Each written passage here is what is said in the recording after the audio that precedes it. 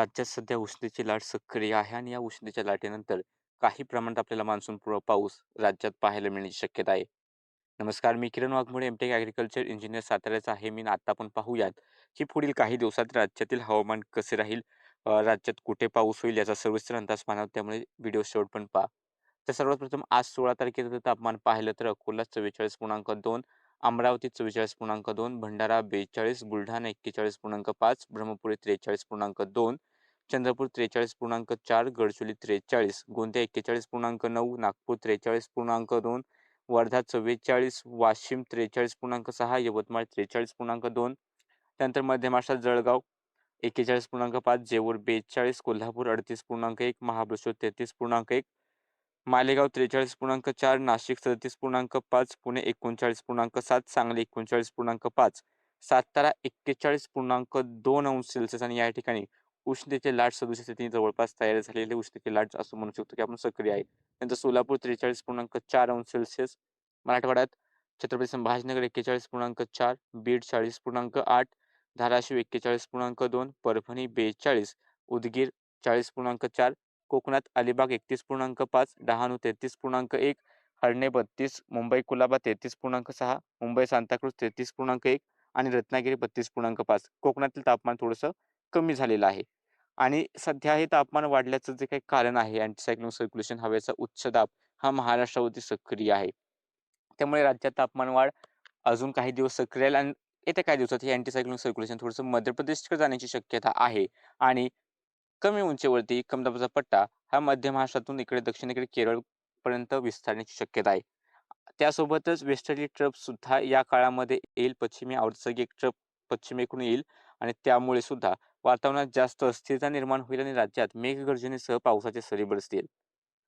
सध्या जो काही पाऊस आहे तर आपण पाहू शकतो की दक्षिण भारताकडे पाऊस सक्रिय आहे आणि थोडासा पूर्वेकडच्या भागाकडे सक्रियता आहे आणि इकडे उत्तरेकडे नवीन पश्चिमी वारा चालला आहे, त्यामुळे सुद्धा थोडासा पाऊस आहे. पण राज्यात सह देशात बऱ्याच ठिकाणी तापमान खूप जास्त प्रमाणात वाढलेलं आहे.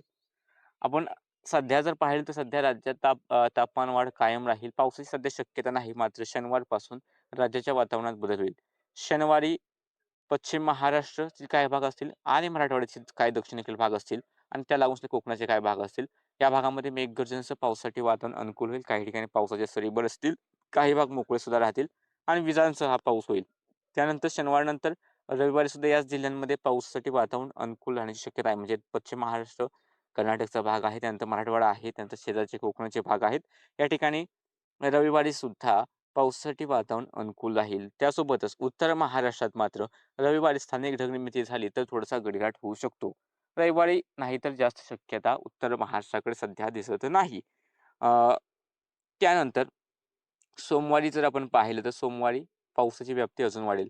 पश्चिम महाराष्ट्र शेजारचा कोकण आणि मराठवाड्याचा भाग असेल. या ठिकाणी पावसासाठी वातावरण अनुकूल राहील. त्याच दरम्यान उत्तर महाराष्ट्राकडे सुद्धा पाऊस होण्याची शक्यता आहे. आणि तिथून पुढेही मॉडेल असं दाखवत आहेत, की मध्य महाराष्ट्राचा हा भाग असेल आणि मराठवाड्याचा त्याला लागून असलेला भाग असेल. या ठिकाणी पावसासाठी किंवा इकडे कोकणाचा काही भाग असेल आणि कर्नाटकचा भाग असेल. याच्या आसपास पावसासाठी वातावरण जरा अनुकूल आहे. पण सध्या मॉडेलनुसार विदर्भात विशेष शक्यता दिसत नाही. तसं सुद्धा पश्चिम विदर्भामध्ये स्थानिक ढगनिर्मिती झाली तर मात्र थोड्याफार पावसाची शक्यता याही ठिकाणी बनू शकते.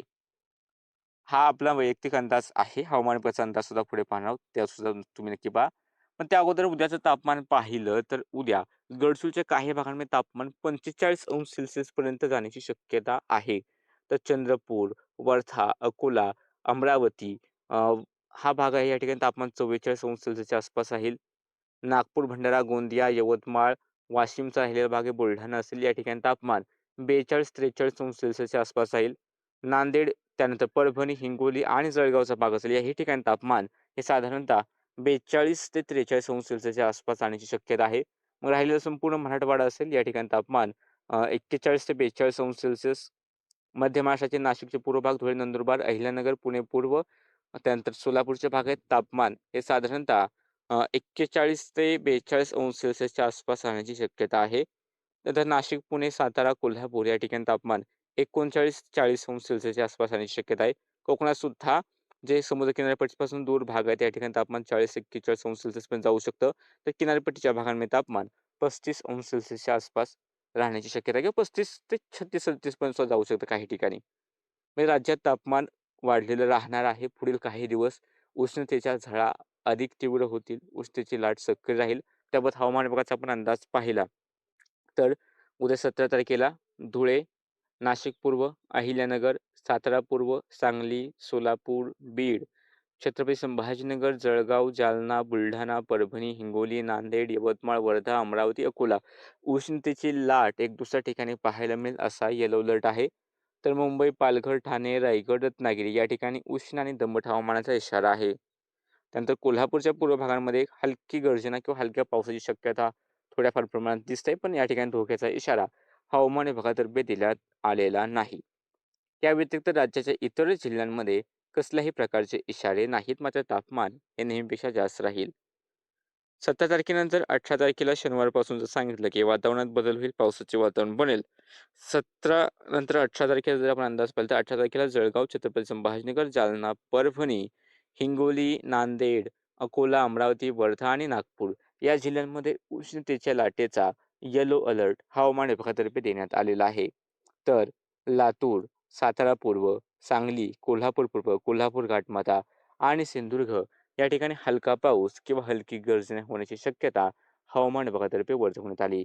तर धाराशिव आणि सोलापूर या जिल्ह्यांमध्ये मेघगर्जनेसह वादळी वाऱ्यासह पाऊस होण्याचा येलो अलर्ट हवामान विभागाकडून देण्यात आला आहे. या व्यतिरिक्त राहिलेल्या जिल्ह्यांमध्ये कसल्याही प्रकारचे हवामानाचे इशारे हवामान विभागातर्फे देण्यात आलेले नाहीत. 18 नंतर 19 तारखेला हवामान विभागाच्या अंदाजानुसार राज्यातील पाऊस वाढण्याचा अंदाज आहे. पण त्याच काळात अकोला आणि अमरावती या 2 जिल्ह्यांमध्ये उष्णतेची लाट पाहायला मिळेल, तर विदर्भातही तापमान हे अधिकच राहील. पण पावसामुळे राज्याच्या इतर ठिकाणचं काय, खास करून मध्य महाराष्ट्रातील तापमान आणि त्याला मराठवाड्यातील तापमान कमी होण्याची शक्यता आहे. 19 तारखेला नंदुरबार, धुळे, जळगाव, नाशिक पूर्व, नाशिक घाटमाथा, सोलापूर, धाराशिव, लातूर, नांदेड या जिल्ह्यांमध्ये हवामान विभागाने मेघगर्जनेसह पावसाचा येलो अलर्ट दिला आहे. तर हिंगोली, परभणी, जालना, छत्रपती संभाजीनगर, बीड, अहिल्यानगर, पुणे पूर्व, सातारा पूर्व, सांगली, सातारा घाटमाथा, पुणे घाटमाथा आणि रत्नागिरी या जिल्ह्यांमध्ये हलका पाऊस किंवा हलकी गर्जना होण्याची शक्यता हवामान विभागातर्फे वर्तवण्यात आली. इतर जिल्ह्यांना इशारे नाहीत. 20 तारखेला जर आपण पाहिलं तर उष्णतेच्या लाटेचे इशारे नाहीत. मात्र पावसाचे इशारे आहेत. अमरावती, अकोला, बुलढाणा, परभणी, हिंगोली, नांदेड, अहिल्यानगर, पुणे पूर्व, सातारा पूर्व या भागांमध्ये मेघगर्जनेसह पावसाचा येलो अलर्ट आहे. तर त्याच काळात नंदुरबार, धुळे, जळगाव, नाशिक पूर्व, नाशिक घाटमाथा, छत्रपती संभाजीनगर, जालना, बीड, धाराशिव, लातूर, सोलापूर, सांगली, सातारा घाटमाथा आणि पुणे घाटमाथा या ठिकाणी मेघगर्जनेसह हलका पाऊस किंवा हलकी गर्जना होईल अशी शक्यता हवामान विभागातर्फे देण्यात आलेली आहे. इतर जिल्ह्यांत धोक्याचे इशारे नाहीत. बाकी सध्याच्या अपडेटमध्ये इतकंच. हवामानाचे असेच अंदाज पाहायचे असतील तर फेसबुक पेजला फॉलो करा, यूट्यूब चॅनलला सबस्क्राईब करा.